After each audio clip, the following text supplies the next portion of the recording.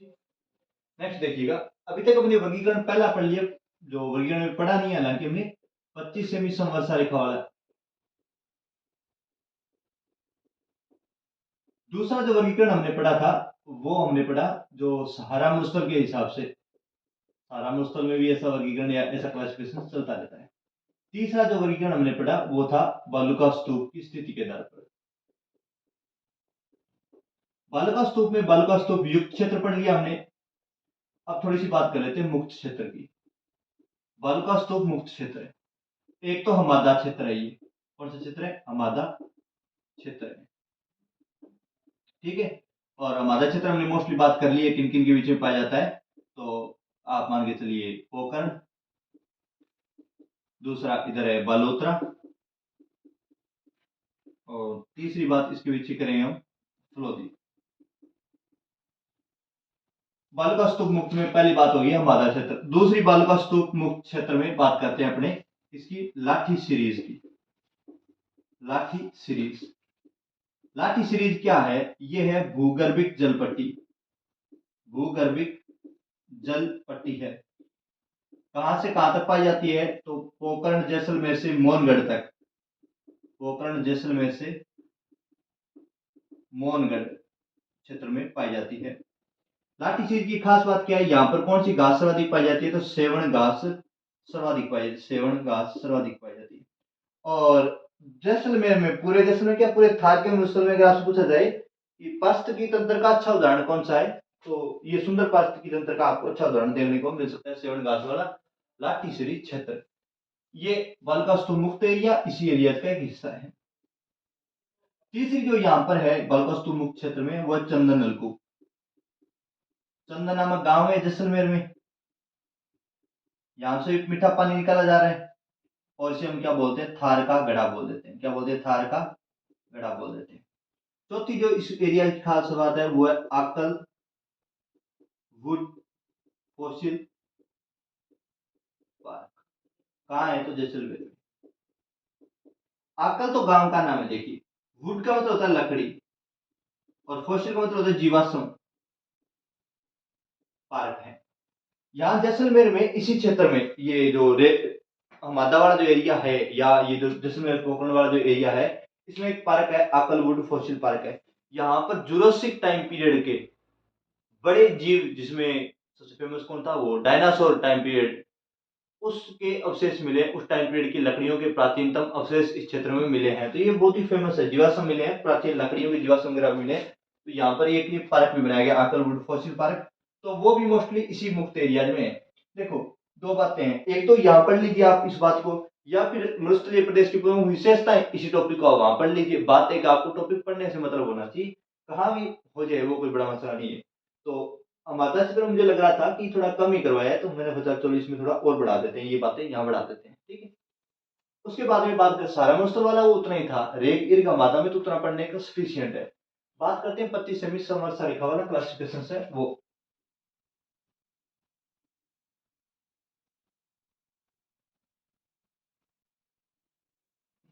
Sorry Aravalli बुरा मान जाएगी, ये देखिए, और यहाँ पे 25 सेमी,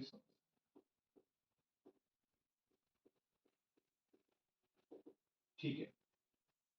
अब हम बात कर रहे हैं 25 सेमी समवर्षा रेखा वाले वर्गीकरण की। 25 सेमी समवर्षा, और इसमें एक बात मैंने पहले बताई थी, इसमें रह गई मुझे लगता है, कौन सी, सीज वाली, SWE, सौर ऊर्जा का क्षेत्र,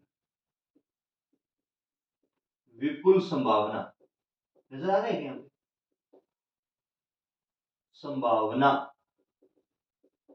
वाला क्षेत्र।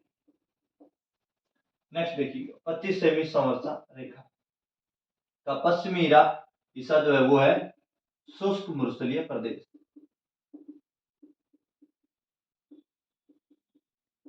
इस शुष्क मरुस्थलीय प्रदेश में आप अगर पढ़ना चाहें तो दोबारा पढ़ लीजिएगा बालुका स्तूपों को, जितने बालुका स्तूप युक्त क्षेत्र उनको, इसमें आबादा पढ़ लीजिएगा, वर्गीकरण दोबारा पढ़ लीजिएगा। 7-8 जो बालुका स्तूप मैंने करवाए हैं वो 7-8 7-8 करवा दिए, तो 8 बालुका स्तूप इसमें आप पढ़ सकते हैं शुष्क मरुस्थलीय प्रदेश में। दूसरा जो मेजर जो क्लासिफिकेशन है वो है अर्ध शुष्क मरुस्थलीय प्रदेश। किसका है, तो अर्ध शुष्क मरुस्थलीय प्रदेश।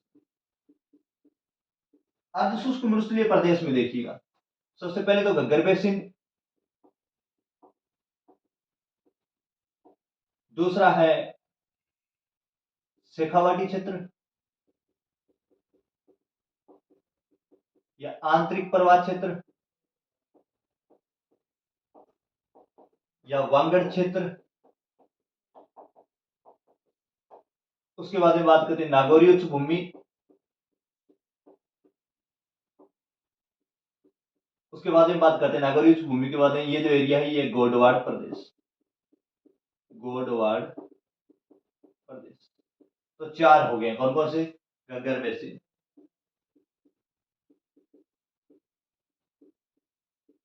दूसरा शेखावाटी क्षेत्र, आंतरिक प्रवाह क्षेत्र वागड़ भूमि लिख लीजिएगा, बार बार लिखने से, नागौरी उच्च भूमि,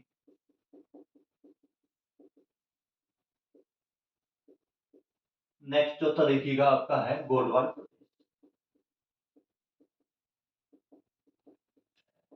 देखिए घग्गर बेसिन में सबसे पहले बात कर लेते हैं,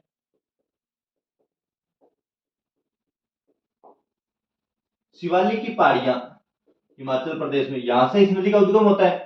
हिमालय का सबसे लास्ट वाला जो एरिया शिवालिक प्रदेश है, वहां से इसका उद्गम होता है, सबसे नीचे वाला जैसे ट्रांस हिमालय, महान हिमालय, फिर जो मध्य हिमालय है वो, और उसके बाद में शिवालिक पहाड़ियां। और यहाँ राजस्थान में तलवाड़ा झील हनुमानगढ़ में प्रवेश, तलवाड़ा झील टिब्बी के पास है, मेरे गांव से थोड़ी दूर है तलवाड़ा झील, थोड़ी तो नहीं है, 30 से किलोमीटर है तलवाड़ा झील। फिर हनुमानगढ़ और उसके बाद है श्रीगंगानगर।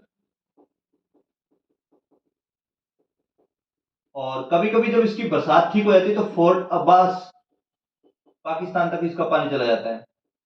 फिर पाकिस्तान वाले कहते हैं कि हमारी फसल डूब गई, हमें मुआवजा दो, तो यहाँ पानी ज्यादा चला जाता है, इस बात पे मुआवजा मांगते हैं। सिंधु घाटी जो सिंधु नदी है उसका पानी कम जाता है, इस बात का मुआवजा मांगते हैं। बैठ के निपटा नहीं रहे मामला कि पानी कम चाहिए ज्यादा चाहिए, एक बार क्लियर तो करो। तो फोर्ट अब्बास बहरावलपुर पाकिस्तान तक ये कभी कभी जाता है, कभी कभी जाता है। कि लास्ट बार जब गया था तो मुझे लगता है 2019 के आसपास कभी गया होगा, 2019 या 20 में खूब बरसात हुई थी तब। तो यहाँ श्रीगंगानगर में आपने देखा होगा सुरतगढ़ कृषि फार्म,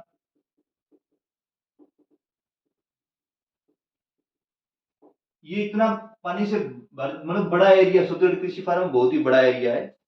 और सबसे खास बात क्या है कि बीच में पेड़ वगैरह तो है नहीं, अवरोध वगैरह है नहीं, समतल एरिया है, तो जैसे आप देखते हैं तो व्यू बड़ा शानदार जाता है।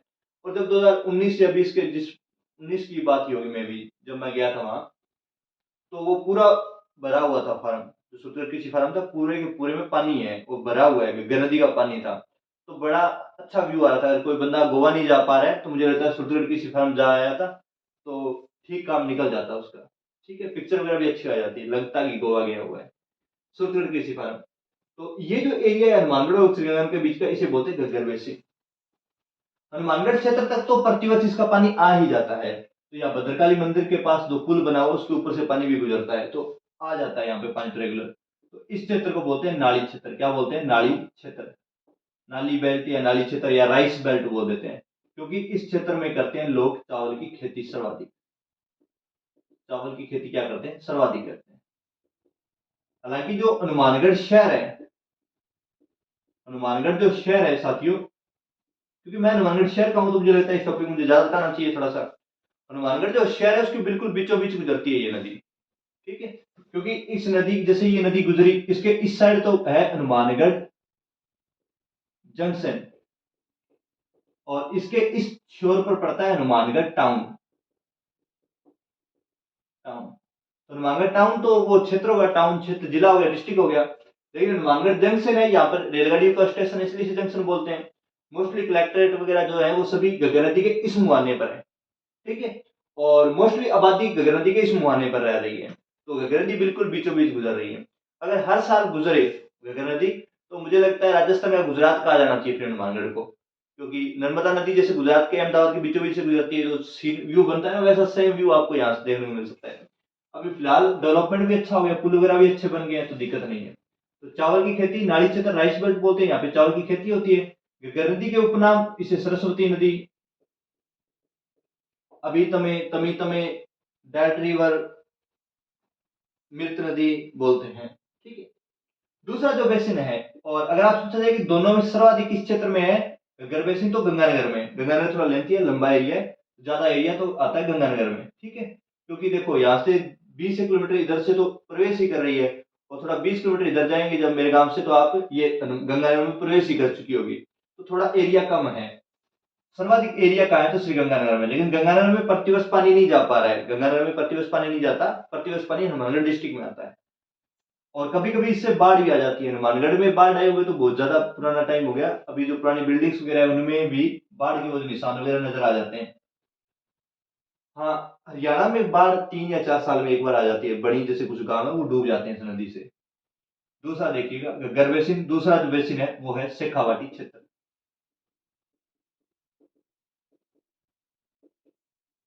शेखावाटी क्षेत्र, उसके बाद में बात करते हैं, इसमें किसी को बोलते हैं आंतरिक प्रवाह क्षेत्र। आंतरिक प्रवाह क्षेत्र।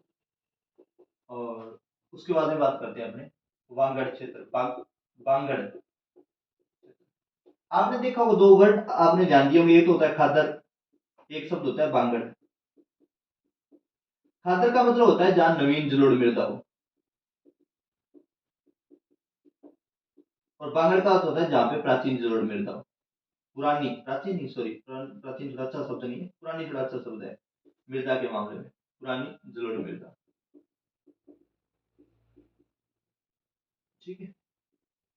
क्योंकि जो नवीन नाम के बच्चे होते हैं उनकी एक खास बात होती है कि वो बूढ़े भी हो जाए तो भी वो प्राचीन नहीं होते, वो नवीन ही रहते हैं। तो प्राचीन नहीं है शब्द है, क्या है, नवीन है। पुरानी जलोढ़ मृदा कौन से क्षेत्र में पाई जाती है, तो बांगड़ क्षेत्र में पाई जाती है। ठीक है। तो इसलिए शेखावाटी क्षेत्र को भी क्या बोलते हैं, बांगड़ क्षेत्र बोलते हैं। इसके पीछे रीजन क्या है अभी हम देख लेते हैं, थोड़ा सा देखिए। पहले क्या कहते थे, जो गंगा नदी है ये सरस्वती नदी का अवशेष है, वो यूं बहती थी और कच्छ के रण में अपना पानी गिराती थी, कच्छ के रण में अपना पानी गिराती थी। फिर धीरे धीरे क्या हुआ कि इसे नागौर वाला जो ये एरिया है, इस एरिया में जब इस जलोढ़ मिट्टी का जमाव होने लग गया, तो इसका रास्ता क्या हो गया, अवरुद्ध हो गया। तो इस कहते हैं कि इसने थोड़ा सा रास्ता यूं बदला और फिर ये इस एरिया में यूं प्रवाहित होने लगी। लेकिन कालांतर में जैसे जैसे समय गुजरता गया, इस नदी का पानी कम होता गया, पानी कम होता गया, लेकिन और साथ साथ में दूसरी खास बात, पानी कम हुआ प्लस यहाँ पे मिट्टी का जमाव हो गया, तो इसने अपना रास्ता बदल लिया और अभी ये हनुमानगढ़ गंगानगर डिस्ट्रिक्ट से बहती है। ये जो सरस्वती नदी जब इस शेखावाटी एरिया से बहती थी, वो नदी भूगर्भ में अभी भी बह रही है, क्योंकि शेखावाटी एरिया में नीचे क्या है, चूना पत्थर है ठीक ठाक, तो पानी चूने पत्थर से नीचे जा नहीं पा रहा है, तो वो पानी इस चूने पत्थर के ऊपर भी, ऊपर अभी भी क्या हो रहा है, प्रवाहित हो रहा है। तो इसलिए इसको बोलते हैं आंतरिक प्रवाह क्षेत्र। आंतरिक मतलब अंदर प्रवाह हो रहा है यहाँ पे पानी का भी, तो ये आंतरिक प्रवाह क्षेत्र के नाम से भी जाना जाता है। कौन सा क्षेत्र है, शेखावाटी क्षेत्र है। आंतरिक प्रवाह क्षेत्र बांगड़ क्षेत्र कहलाते हैं। यहाँ पर सामान्यतः क्या होता है कि तालाब वगैरह जो होते हैं उनको क्या बोला जाता है, इस क्षेत्र में सर बोला जाता है। क्या बोला जाता है, सर। जैसे राजिया सर, बांगा सर और अर्जन सर, तो इस प्रकार का सर शब्द इस एरिया में किया जाता है। नाड़ी, टोबा, कुई, बेरी, ये पानी की संरक्षण की परंपरागत और प्राचीन पद्धतियां इस क्षेत्र में प्रचलित है। प्राचीन पद्धतियां इस क्षेत्र में प्रचलित है। कौन से क्षेत्र में, शेखावाटी क्षेत्र में, आंतरिक प्रवाह क्षेत्र में और बांगड़ क्षेत्र में। एक ही बात है तीनों टर्म्स। नेक्स्ट देखिए, तीसरा है नागौरी उच्च भूमि। उच्च भूमि, नागौरी उच्च भूमि की खास बात क्या है कि ये एक प्रकार का जल विभाजन का काम कर रही है। तो नागौरी उच्च भूमि है, इससे इस तरफ जो नदियां बहती है उनका तो प्रवाह क्षेत्र उस तरफ है, और कुछ नदियां यूं बहती है फिर उनका प्रवाह क्षेत्र इस तरफ हो जाता है। ठीक है। तो ये एक प्रकार का जल विभाजन का क्या कर रही है, काम कर रही है। ये नदी कौन सी, नागौरी उच्च भूमि कर रही है। ठीक है। इस नागौरी उच्च भूमि की खास बात क्या है कि ये है, सोडियम क्लोराइड ज्यादा पाया जाता है यहाँ पर मिट्टी में। सोडियम क्लोराइड की अधिकता, किसकी अधिकता है, तो सोडियम क्लोराइड की। सोडियम क्लोराइड समझ के NaCl, खाने का सोडा, खाने का सोडा नहीं, सॉरी, खाने का नमक, माफ कीजिए, खाने का नमक। खाने का नमक। NaCl यहाँ पे सर्वाधिक पाया जाता है, इसलिए यहाँ की जो झीलें हैं, यहाँ की जो झीलें हैं, सर्वाधिक कौन सी झीलें पाई जाती है? यहाँ पे नमकीन झीलें पाई जाती है, नमकीन पानी की झीलें पाई जाती हैं। ठीक है, जैसे डीडवाना, नामा, ये कुछ झीलें हैं जो क्या है, नमकीन पानी की झीलें इस क्षेत्र में पाई जाती है, नागौर उच्च भूमि की। इसके अलावा ज्यादा इस जगह करवाने में कोई खास फायदा आपको होगा नहीं, क्योंकि दोबारा तो रिपीट होने वाली बातें ही होंगी नागौर उच्च भूमि की। उसके बाद नेक्स्ट देखिए, गोडवाड़ प्रदेश। कौन सा प्रदेश हो गया? गोडवाड़ प्रदेश हो गया। ठीक है, गोडवाड़ प्रदेश की बात करें तो यह क्षेत्र है कौन सा?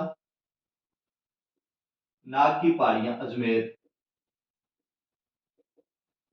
अजमेर, यहाँ से नदी का उद्गम होता है। शुरुआत में तो प्रवाह नागौर की तरफ होता है, लेकिन नागौर में तो उच्च भूमि है, तो ये यूटर्न ले लेती है।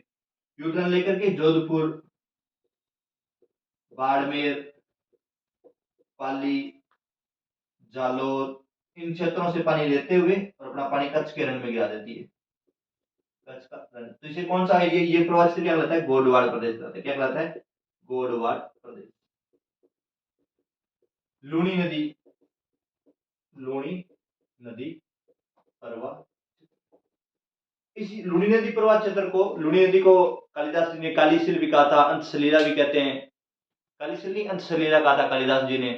कालीसिल तो नदी है खुद, अंतसलीला कहा था। इसके अलावा ये जो नदी है वो बालोतरा बाड़मेर तक तो अपना पानी मीठा रखती है, उसके बाद इसका पानी क्या हो जाता है? खारा हो जाता है।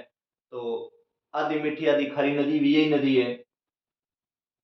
तो बाकी नदी पर तो हम बात करेंगे जब नदी वाला टॉपिक पढ़ेंगे तब। केवल आप इतना ध्यान रखिए, ये जो प्रवाह क्षेत्र है इसे गोडवाड़ प्रदेश बोलते हैं, और यहाँ पर भी पानी का जो कारण, पानी की उपलब्धता का जो स्रोत है वो है लूणी नदी। यहाँ पानी की उपलब्धता का स्रोत है दो नदियां, मेंथा, रूपनगढ़, कांतली। ये कुछ नदियां हैं जो इस क्षेत्र में पानी का स्रोत हैं, जहां पर पानी वगैरह आता है। हालांकि नदियों का उद्गम तो इधर बाड़मेर, सॉरी, अजमेर और जयपुर से ही हो रहा है, लेकिन पानी का प्रवाह इस तरफ हो रहा है नागौर वाले एरिया में। ठीक है, देखो ये एरिया है, ये तो है शुष्क मरुस्थलीय प्रदेश, और ये है अर्ध शुष्क मरुस्थलीय प्रदेश। अर्ध शुष्क है तो जाहिर सी बात है शुष्कता थोड़ी कम है, इसका मतलब थोड़ा बहुत पानी यहाँ उपलब्ध है। अब थोड़े बहुत पानी के लिए हमने चार लोकेशंस की, चार लोकेशंस में पानी के स्रोत आप सोच के देखिए क्या क्या हो सकते हैं। इस एरिया में पानी का स्रोत क्या है? गग्गर नदी है। शेखावाटी क्षेत्र में पानी का स्रोत मैंने आपको क्या बताया कि यहाँ पे प्राचीन काल में सरस्वती नदी बहती थी, उसी के अवशेष अब भी पड़े हैं यहाँ। नागौरी उच्च भूमि में ये कुछ नदियां, मेंथा, रूपनगढ़, कांतली, ये इस एरिया में पानी वगैरह सप्लाई कर रही हैं। उसके बाद गोडवाड़ प्रदेश। गोडवाड़ प्रदेश में पानी का सोर्स क्या है? तो लूणी नदी है।